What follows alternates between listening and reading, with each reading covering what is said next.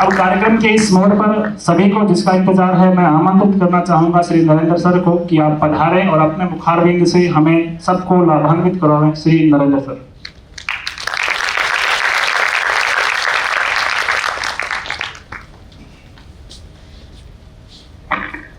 आप इंतजार कर रहे थे मेरा? या थक गए हैं अभी? मुझे लगता है कि हम समय से थोड़ा आगे चल रहे हैं। अच्छी बात है समय से आगे चलना। देखो, आज संस्थान के लिए भी गौरव का विषय है। ऑल राजस्थान एसआई में सेकंड रैंक हमारे साथ है। ऑल राजस्थान वीडियो में फर्स्ट रैंक आज हमारे साथ है। ऑल राजस्थान पटवार में सेकंड रैंक और एसआई में 36वीं रैंक। लादू लाल जी भी आज हमसे जुड़े हैं। तो आप, ये बहुत गौरव का विषय जो आप यहाँ पर साक्षी बन रहे हैं। यहाँ पर सभी पूरे राजस्थान के जो टॉपर विद्यार्थी आज यहाँ पर बैठे हैं, एक बार ताली हो जाए इसके लिए। यहाँ पर हमारे सामने जो एस्पिरेंट्स बैठे हैं एसआई के, मैं आपको बताता हूँ। यहाँ पर जो एस्पिरेंट्स आए हैं, हमारे साथी एक डूंगरपुर से यहाँ पर आए हैं, एक नॉर्थ से, साउथ से, डूंगरपुर से, नॉर्थ से आप यहाँ पर जसकरण अभी आए हैं। आज पंजाब से, सीधे पंजाब से यहाँ पर आ रहे हैं। कुछ साथी यहाँ पर अलग अलग डिस्ट्रिक्ट से यहाँ पर आए हुए हैं। कोटा से यहाँ पर आए हुए हैं, बीकानेर से यहाँ पर साथी आए हुए हैं, पाली से, जयपुर से, अजमेर से भी हैं, दौसा से भी हैं, सीकर से भी है। लगभग राजस्थान के कितने ही डिस्ट्रिक्ट से यहाँ पर कैंडिडेट्स आए हैं। उन सब के लिए भी मैं उन सबका आभार भी प्रकट करता हूँ यहाँ पर, और स्वागत, अभिनंदन करता हूँ। आप सब भी एक बार ताली के साथ उनका स्वागत कीजिए। मैं आभार प्रकट करता हूँ पचार सर का, चेनाराम जी पचार सर के बारे में बताता हूँ। सर, अगर विद्यार्थियों की बात आती है, अभ्यर्थियों की बात आती हो, चाहे कितना ही समय लगे और कितना ही समय, हर बार जब भी मैं सर को यहाँ पर रिक्वेस्ट करता हूँ, सर हमेशा अवेलेबल रहते हैं। सर आज पहली बार नहीं जुड़े, लगभग सर, अगर आप में से कोई साथी रेगुलर यूट्यूब पर फॉलो करता है तो यूट्यूब पर बहुत सारे सर ने पढ़ाया भी था जब एक वैकेंसी आई थी। तो सर लगातार विद्यार्थियों से जुड़े रहते हैं, लगातार विद्यार्थियों का मार्गदर्शन यहाँ पर करते हैं। आज सर को भी एसआई में 1997 बैच से सेलेक्ट है। 26 साल का अनुभव हो गया है। अपनी सर्विस बहुत बेहतरीन तरीके से सर ने अपनी सर्विस की, और आज विद्यार्थियों भी से मैं देख रहा था कि सर ने अलग अलग जगह पर, सर ने जब एसआई का मॉक इंटरव्यू चल रहा था तो कई सारे साथियों को गाइड किया था, और उनमें से कई साथी सर आज यहाँ पर सेलेक्ट भी हुए हैं। मैं बहुत सारे साथी, मैं कोशिश करता हूँ कि छोटे, क्योंकि अब समय बहुत ज्यादा हो गया, तो थोड़े से समय में मैं कोशिश करता हूँ कि मैं सभी के लिए एक बार बात कर देता हूँ। हमारे जो साथी एस्पिरेंट्स आए हैं, मुझे पता है कि आप में से बहुत सारे ऐसे साथी जो सिर्फ मुझसे मिलने आए हैं। अभी मैंने बहुत सारे साथी जो पहले से मेरे कांटेक्ट में थे, और बहुत सारे ऐसे साथी थे जिनको मैंने पहली बार कॉल किया था, पहले मुलाकात नहीं थी। तो मैंने जब कॉल किया था, तो जब पहली बार बात हुई तो उनके अंदर इतनी खुशी महसूस हुई कि सर से बात हो रही है। तो वास्तव में मुझे लगता है कि वास्तव में जो मैं काम कर रहा हूँ, वास्तव में असली कमाई, मेरी असली पूंजी वो है जब लोग हम पर इतना ट्रस्ट करते हैं, इतना विश्वास करते हैं। मेरी वास्तविक पूंजी वो है।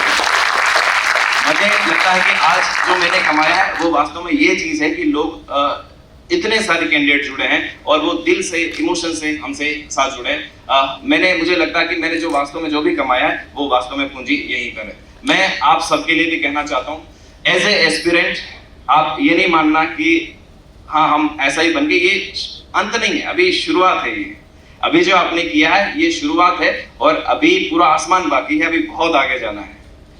दूसरी बात, कुछ कैंडिडेट्स में मैंने ऐसा देखा है, कुछ कैंडिडेट्स में, और कई बार सामान्यतः मानवीय स्वभाव है, ऐसा होता भी है।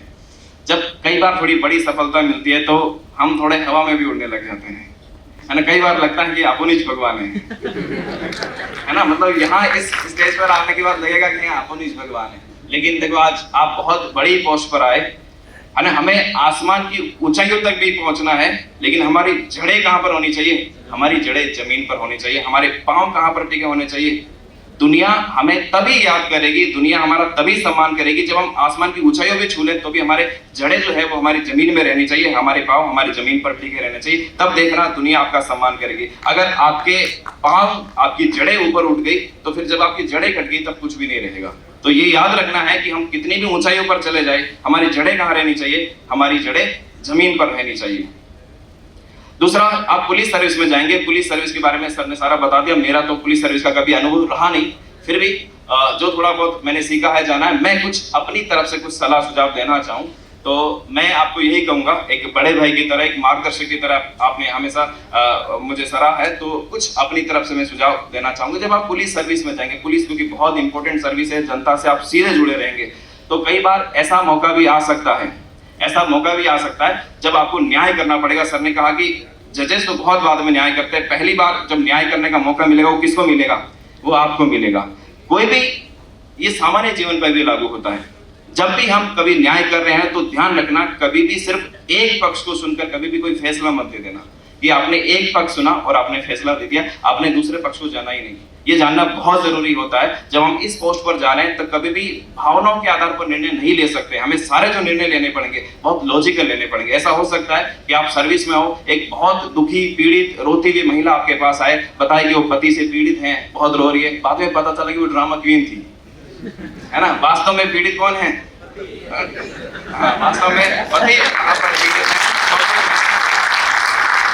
लेकिन अगर आपने सिर्फ एक पक्ष को सुनकर फैसला ले लिया तो शायद बहुत बड़ा अन्याय भी हो सकता है। बहुत जानना जरूरी है कि दूसरा पक्ष, तो हमें जो भी निर्णय लेना है वो कैसा लेना है, भावनाओं के आधार पर नहीं लेना है, किस पर लेना है? लॉजिकल, पूरी तरीके से जो आपके फैसले होने चाहिए वो बहुत लॉजिकल होने चाहिए। दूसरा, सर ने बताया कि जब आप सर्विस में जाएंगे तो सर्विस में ऐसा बिल्कुल होगा, क्योंकि आप में से कई हैं जो शायद पुलिस सर्विस से नहीं जुड़े रहे, इस तरह की सर्विस से नहीं जुड़े, तो शुरुआत में आपके ऊपर बहुत प्रेशर होगा, हैवी प्रेशर आपको झेलना पड़ेगा। पुलिस थोड़ी सी अलग तरह की, बहुत सारी प्रेशर, पॉलिटिक्स भी होगी, ठीक है, थोड़ी सी हार्ड जॉब भी होगी, थोड़ा सा ऐसा भी हो सकता है कि आप पर मेंटली प्रेशर भी, लेकिन कोशिश करना कि आप उसको एक रूटीन जॉब की तरह ही माने, मतलब बहुत हैवी स्ट्रेस मत ले लेना ऐसा, क्योंकि शुरुआत में जब पहली बार जाएंगे तो कई कैंडिडेट्स के साथ ऐसा हो सकता है, कई एस्पिरेंट्स के साथ ऐसा हो सकता है कि आपको मेंटली प्रेशर झेलना पड़े, तो उसको बहुत मेंटली अपने ऊपर हावी मत होने देना, है ना, वो आपका नुकसान कर सकता है। तो कोशिश करना कि किसी भी तरह के अपने नहीं। बाकी पुलिस सर्विस में सर ने भी मुझे कई बताया कि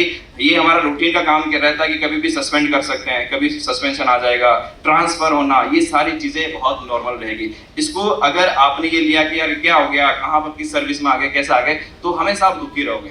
आप इसको मानना कि जब अगर हम पुलिस सर्विस में जा रहे हैं तो हमारे लिए नॉर्मल रूटीन जॉब है, ट्रांसफर हो गया, कोई दिक्कत नहीं, दूसरी जगह कर लेंगे। सर ने कहा था कि मेरा डूंगरपुर में हो गया, पहली बार तो टेंशन हो गई, क्या हो गया, लेकिन जब वहां पर गए तो क्या हुआ, नॉर्मल, जैसे दूसरे लोग हैं वहां पर भी वैसे लोग। अगर आप उसको नॉर्मल मानोगे तो कभी कोई आप पर प्रेशर हावी नहीं होगा।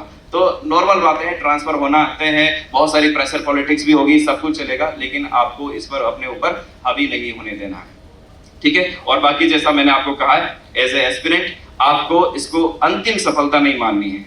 अभी आगे बहुत सारे मुकाम और है और आप सब में सामर्थ्य है, आप सब में योग्यता के आप बहुत आगे जा सकते हैं।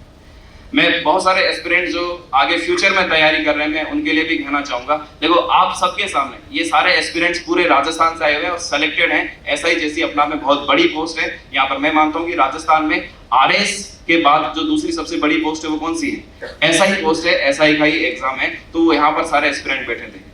कुछ टाइम पहले ये सभी के सभी भी आपकी तरह एस्पिरेंट थे, तैयारी की, सिलेक्शन हो गया, बस अब एकदम से खास हो गए। दिखने में कोई अलग दिख रहे हैं क्या आपको? कुछ अलग दिख रहे थे, बस यहाँ पर साफा फैनाया वो थोड़ा सा अलग दिख रहे हैं। कोई भी एस्पिरेंट आपसे अलग नहीं है। मैं इन सबको जब सिलेक्शन नहीं हुआ उसके पहले से भी जानता हूँ, सबकी कहानी आपकी जैसे ही है। आपको लगता है कि मेरी लाइफ में ये प्रॉब्लम चल रही है, मेरी लाइफ में ये प्रॉब्लम चल रही है, मेरी लाइफ में ये प्रॉब्लम चल रही है, ये प्रॉब्लम इन सबकी लाइफ में भी थी। प्रॉब्लम सबकी लाइफ में होता है, ऐसा कोई नहीं कि मेरी लाइफ में ये प्रॉब्लम नहीं है, प्रॉब्लम सबकी लाइफ में है। इन्होंने उनको हैंडल कैसे किया, जो प्रॉब्लम में उलझे रह गए वो पीछे रह गए, और जिन्होंने प्रॉब्लम को हैंडल करके आगे निकल गए वो यहाँ पर आपके सामने सेलेक्ट होकर बैठे हैं। तो ऐसा नहीं है कि यहाँ पर मेरे सामने ये प्रॉब्लम सारी इस वजह से मैं नहीं कर सकता, प्रॉब्लम सबके सामने थे। ऐसे कई एस्पिरेंट्स हैं जिनकी मैं व्यक्तिगत रूप से उनको जानता हूँ कि उनकी लाइफ में कई तरह के चैलेंजेस थे और उसके बाद भी वो यहाँ पर सेलेक्ट हुए हैं, ठीक है। बस हमें थोड़ी सी अपनी धारणा चेंज करने की जरूरत है। हमारी धारणा क्या बनी होती है कि एग्जाम बहुत कठिन है। ये धारणा जो होती है वो धीरे धीरे हमारे माइंड में इसी तरह से बैठ जाती है कि एग्जाम बहुत कठिन है, हमसे नहीं हो पाएगा, ठीक है। हमारी आर्थिक स्थिति सही नहीं है या फिर इस तरह की चीजें हो रही है, इस तरह की बहुत सारी धारणा। आपको सिर्फ आज यहाँ पर धारणाएं बदल कर जाना है। जो ये टॉपर से आप जो सीख कर ले जा सकते हैं, कुछ चीजें जो यहाँ से आज इस सेमिनार से ले जा सकते हैं, वो यही ले जा सकते हैं कि सिर्फ बहुत सारी चीजें अपनी अब धारणा सामान्य यहाँ पर ज्यादातर एस्पिरेंट्स के बारे में बताता हूँ। कॉमन एक चीज है, बहुत सामान्य ग्रामीण पृष्ठभूमि से आते हैं, सामान्य ग्रामीण पृष्ठभूमि से आते हैं। इन्होंने जो हासिल किया है वो अपनी मेहनत से, अपनी लगन से वो सारी चीजें हासिल की है। मैं मानता हूं कि यहाँ पर जो बैठे हुए आरएस जैसा एग्जाम, आरएस की मैं बात कर रहा हूँ, राजस्थान का जो सबसे बड़ा एग्जाम है, सबसे कठिन परीक्षा मानी जाती है। यहाँ आप में से जो भी एस्पिरेंट बैठे हैं, क्योंकि मैं ये बात इसलिए कह सकता हूँ कि मैंने भी आरएस का एग्जाम पास किया है, तो मैं ये कह सकता हूं कि यहाँ पर जितने भी एस्पिरेंट बैठे हैं उनमें से ऐसा कोई नहीं है जो आरएस जैसे एग्जाम को क्लियर नहीं कर सकता है। आप सबके सब कर सकते हैं, आप सब में सामर्थ्य है, आप सब में योग्यता है, बस वो योग्यता बाहर निकालना वो आपका काम है। किस तरह से आप अपने आप को योग्यता को निखारते हैं। आपने पढ़ा होगा संघर्ष में क्या होता है, संघर्ष में कुछ लोग बिखर जाते हैं और कुछ लोग निखर जाते हैं। तो ये जो निखार अपने में लगा है वो सामने एस्पिरेंट्स आपके यहाँ पर बैठे हैं। तो मैं मानता हूँ, मेरे बारे में जैसे सर ने बताया था कि मैंने 3 अटेम्प्ट दिए थे, मैंने तीनों अटेम्प्ट में इंटरव्यू दिए थे। आरएस 2013 का मैंने अटेम्प्ट दिया था, आरएस 2013 में मैं इंटरव्यू तक पहुंचा, फाइनल सिलेक्शन नहीं हुआ। आरएस 2016 दिया, वही प्री मेंस इंटरव्यू मैंने दिया, 709 रैंक आई, मुझे कोई पोस्ट नहीं मिली। उसके बाद आरएस 2018 की तैयारी की, पिछले 2 एग्जाम में जो गलतियां रही मैंने कोशिश की वो कोई गलतियां नहीं रही। उसके पहले मैंने कभी टेस्ट नहीं दिए, मेंस के टेस्ट कभी नहीं लिखे, सिर्फ ऑब्जेक्टिव टाइप प्रैक्टिस करता था। मैंने इस बार मेंस की खूब प्रैक्टिस की, तो अपने जितने हो सकता था मैंने वो अपनी तरफ से पूरा प्रयास किया, और मैंने ये सोच लिया कि ये मेरा अंतिम प्रयास है, उसके बाद मैं एग्जाम लिख दूंगा। पर आरएस एग्जाम ऐसा होता है कि एक बार ट्रैप पे फंस जाने के बाद निकलना मुश्किल होता है। पर मैंने डिसाइड कर लिया था कि मैं इसके बाद एग्जाम नहीं दूंगा, ये मेरा सर्वश्रेष्ठ प्रयास है, और उसके बाद ये जो भी रैंक आएगी या मेरा सिलेक्शन नहीं भी हो, मेरा ये अंतिम रहेगा। और मुझे पता था कि मेरा पढ़ाने में बहुत रुचि था, मेरा पटवारी छोड़ने का रीजन भी एकमात्र यही था कि उस समय से मैंने पढ़ाना शुरू कर दिया, और पढ़ाने में इतनी रुचि आई कि मैंने पटवारी ज्वाइन ही नहीं किया।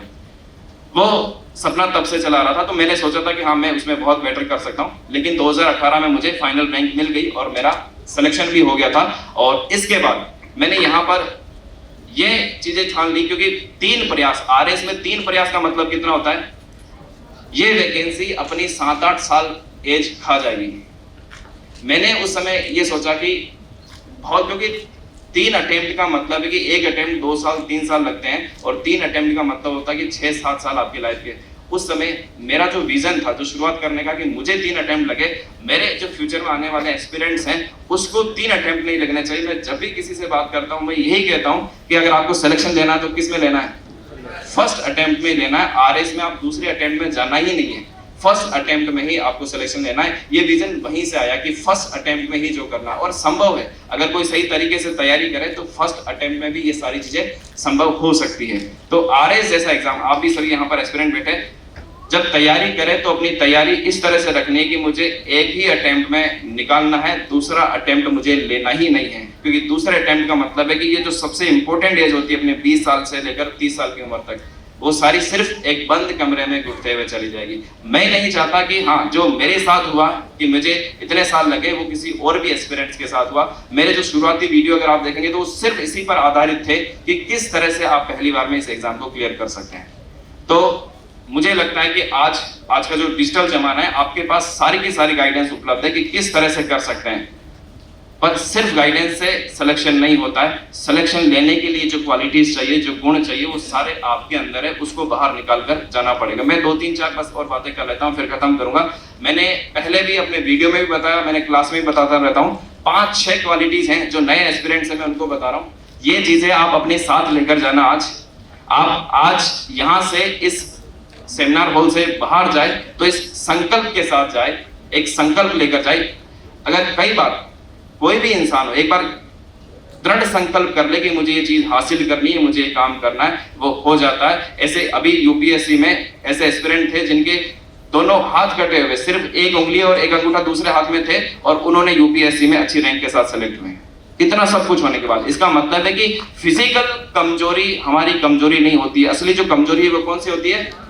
मेंटल हमारी कमजोरी होती है, मानसिक कमजोरी होती है। अगर कोई मानसिक रूप से मजबूत है तो शारीरिक कमी कभी भी आपकी कमी नहीं बन सकती है। असल में जो कमी होती है वो कौन सी होती है?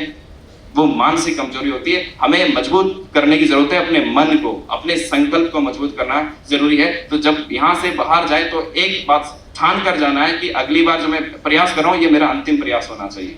दूसरा जो मैं हमेशा आपको बताता हूँ वो है आपकी हार्ड वर्क। इसका कोई विकल्प नहीं है, कोई शॉर्टकट नहीं है। आप सोचते हैं कोई शॉर्टकट अपना ले, कोई छोटा रास्ता देख ले, वो नहीं होगा, है ना। आज इतना टफ कंपटीशन है कि आपको मेहनत करनी पड़ेगी। थोड़ा बहुत भी आलस है तो उसको एस्पिरेंट हो तब तक उसको छोड़ दीजिए। वैसे आलस तो कभी होना ही नहीं चाहिए, लेकिन अगर है और आप मेहनत नहीं कर रहे हो, है ना, अगर आप प्रयास कर रहे हो तो प्रयास इस तरह का होना चाहिए, आपका 100% एफर्ट इस तरह का होना चाहिए कि यही सिलेबस, यही किताब आपको दोबारा नहीं पढ़नी है। दोबारा पढ़ने के लिए जो टाइम लगाओगे वो एक ही बार में आप लगा दीजिए, तो आपको दोबारा पढ़ने की जरूरत नहीं पड़ेगी। इस हार्ड वर्क को आपको अपने साथ में लेना है। तीसरी चीज बहुत जरूरी है कि जब भी आप पढ़े आपका मन एकाग्र होना चाहिए, एकाग्रचित्त होना चाहिए। इसके लिए बहुत जरूरी है कि आप डिस्ट्रैक्शन को कम करते जाए, डिस्ट्रैक्शन लगातार अपने कम करते जाए और एकाग्र मन से पढ़ेंगे तो जरूर आप सफलता हासिल कर सकते हैं। और इसके बाद मैंने चौथा पॉइंट आपको पहले ही बताया था, डिसिप्लिन बहुत जरूरी है। जब आप एक तैयारी कर रहे हैं, एस्पिरेंट है, विद्यार्थी है, उसमें अनुशासन का होना बहुत जरूरी है। अनुशासन का मतलब यह नहीं है कि आप पढ़ाई के अलावा बाकी सारी चीजें छोड़ दे, खेलना छोड़ दे, मस्ती करना छोड़ दे, मैं ये नहीं कह रहा हूँ। खेलना भी हो रहा है, डिसिप्लिन के साथ होगा। मौज मस्ती भी हो रही है, दोस्तों के साथ भी जा रही है, उसका भी एक डिसिप्लिन है कि आज तय किया है तो आज जाना है, और जब तय नहीं किया कि नहीं जाना है और फिर दोस्त आ गया तो फिर नहीं जाना है। ये होता है डिसिप्लिन। ये डिसिप्लिन का गुण अगर आप में है तो आप इसको कर सकते हैं। और पांचवी चीज है वो है रेगुलरिटी। ज्यादातर एस्पिरेंट्स फेल हो जाते हैं, टैलेंटेड लोग भी फेल हो जाते हैं क्योंकि उनके एक क्वालिटी नहीं होती, वो है रेगुलरिटी। अगर आप में रेगुलरिटी नहीं है तो आप मान के चलिए आप कितने टैलेंटेड हो, आप जाकर रुक जाओगे। ठीक है, कछुआ और खरगोश की दौड़ आपने सुनी होगी, अभी तालियां कहां से बची।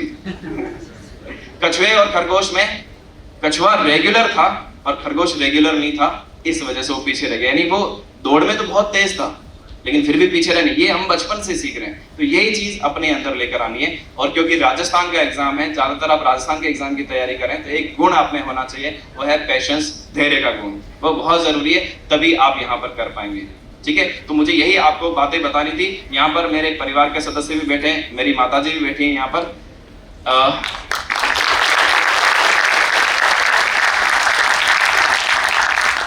है ना, किसी की भी सफलता में आज अगर मैं भी यहाँ पर पहुंचा तो उसमें अपने माता पिता का बहुत बड़ा योगदान रहता है।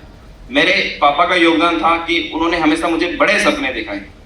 कभी ऐसा नहीं था, मतलब गांव में रहते हैं, माहौल कैसा होता है, कभी भी कोई आपके लिए इसके लिए प्रेरित नहीं करेगा कि आप बड़े सपने देखें। उन्होंने मुझे हमेशा बड़े सपने के लिए प्रेरित किया। और मेरी माताजी पढ़ी लिखी नहीं है, अनपढ़ है बिल्कुल, लेकिन जो मैंने उनसे सीखा है वो है डिसिप्लिन। छोटा था तो कुछ भी गलती होती तो मार पड़ती थी, है ना। गांव में तो ये सभी माओ क्या रहता है कि गलती होगी मार पड़ेगी, तो गलती होती थी मार पड़ती थी, तो समझ में आ जाता कि अगली बार गलती नहीं करनी। कोई और गलती होती थी फिर मार पड़ती थी, गलती होती थी मार पड़ती थी, गलती होती थी मार पड़ती थी। आपको पता है अपनी टेस्ट सीरीज में भी यही सिस्टम काम करता है। आप गलती करोगे नंबर कम आएगा, गलती करोगे कम नंबर आएगा। जब कई कैंडिडेट ऐसे होते हैं जो नंबर कम आते हैं छोड़ के चले जाते हैं, क्योंकि उनसे ये जो मार पड़ने वाला वो सहन नहीं होता। जिसने ये सहन कर लिया वो सफल हो जाएगा। बस यही था, यही एक चीज थी मेरे अंदर डिसिप्लिन लेकर आया कि हाँ गलतियां नहीं करनी है ना, नहीं तो मार पड़ेगी। वो धीरे धीरे हमारी आदत में आ गया, वो डिसिप्लिन आदत में आ गया। हमें पता भी नहीं चलता, जब एक मार पड़ती है ना तो हमें पता भी नहीं चलता इस मार का कितना बड़ा मार। कोई भी माँ अपने बच्चे को मारना चाहती है क्या, लेकिन उसके पीछे बहुत बड़ी चीज होती है ना। तो कई बार ये छोटी छोटी चीजें हमें एक बहुत बेहतरीन व्यक्तित्व बनाती है। तो बस मेरी तरफ से यही मैसेज था आप सभी के लिए। आप में से, मैं फिर से दोहरा रहा हूँ इस बात को, आप में से ऐसा कोई भी अभ्यर्थी नहीं है। एग्जाम बहुत छोटी चीज होती है, इसको आपका अगर मन मजबूत है, आपका संकल्प अगर मजबूत है तो आप सारी की सारी चीजें कर सकते हैं। एक अभी मैं यहाँ पर बैठा था तो एक किसी ने लाइन भेजी थी, मैं पढ़ रहा था यहाँ पे, जो पानी से नहाता है वो लिबास बदलता है और जो पसीने से नहाता है वो इतिहास बदलता है। आप सबको मेरी तरफ से बहुत बहुत शुभकामनाएं। जो सेलेक्ट हैं वो भी अपनी लाइफ में बहुत अच्छा करें और भी बहुत आगे बढ़े। ये शुरुआत है, अभी अंत नहीं है। और जो एस्पिरेंट्स, फ्यूचर एस्पिरेंट्स है, जो आगे अपने लिए लक्ष्य बनाए गए, मेरी शुभकामनाएं, अग्रिम शुभकामनाएं कि आप भी बहुत बड़ा मुकाम हासिल करें। बहुत बहुत धन्यवाद।